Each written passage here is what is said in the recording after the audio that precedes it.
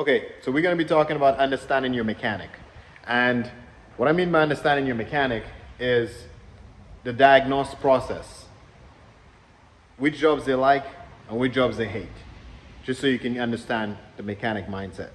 Check the mic and make sure it sound right, boys. So the reason why I'm making this video today is we always have customers who don't understand the diagnostic process. They don't understand why mechanics can't just tell them what's wrong with the car. And if you understand how a mechanic mindset is, then at least you can be more comfortable with the process.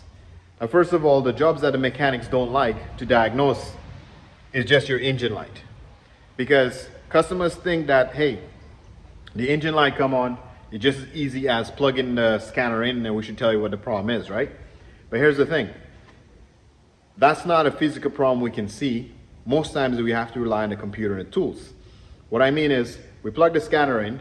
If the scanner tells me that we have, let's just say, a misfire, and it says cylinder 1, or if it says random misfire.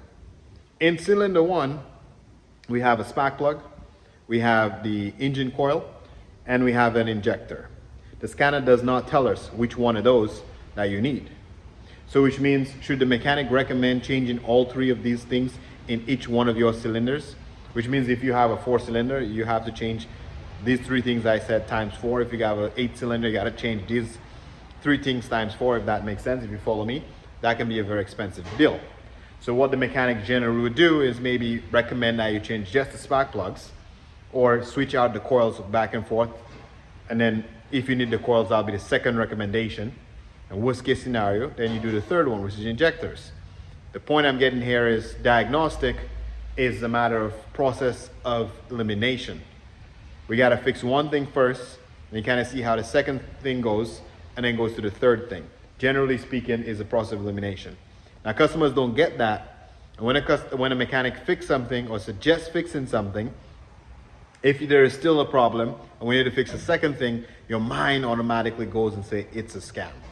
So the purpose of this video today is to just show you or try to explain to you that it's not a scam, is the mechanic is just trying to diagnose your problem and tell you what's going on. Now, if it is a physical problem, let's just say you need a brake job. Let me just get it here.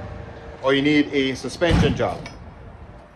It is easy for the mechanic to look at your suspension and see that your shocks are broken. So if you need a brake pad, or you need the rotors, we can clearly see that your rotors are grooved, or your pads are worn out, or your shocks are broken. Like I think I mentioned that before, the springs on the shock, we can see that's broken. And then it's obvious that we got to change that. Any physical mechanical part we can actually see for our eyes, we can know that that's obviously broken and we can just replace it. Or we've experienced by driving the car, we can hear the bearings, or we can hear your links are making noise, or your ball joints. Between the test drive and between doing the physical inspection, we can tell for a fact that your car needs that thing. And after we change it, we can road test it again and know immediately that that problem is solved. So some problems are easier to identify and easier to solve. Okay, so that's what I mean by there's certain jobs that mechanics like, and certain jobs the mechanics don't like themselves either, just because the headache that comes with trying to find that problem for you. For example, if your car has an electrical problem, sometimes the scanner doesn't even tell us. You have a broken wire somewhere. It takes a lot of time to diagnose that problem. So jobs that a mechanic can identify quickly and offer a solution for you quickly, of course they like those jobs, because they can find the problem quickly for you, solve it for you quickly, and it's more affordable for you.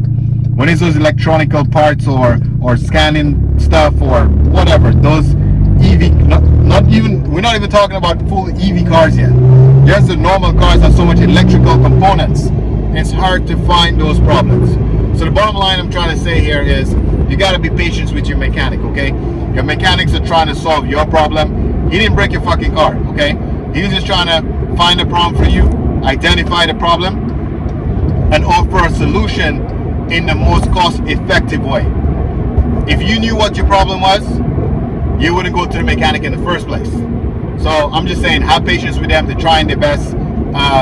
You know, he's the doctor for your car. You wouldn't give your doctor shit for not finding the problem right away, right? The doctors had to figure it out based on experience, okay?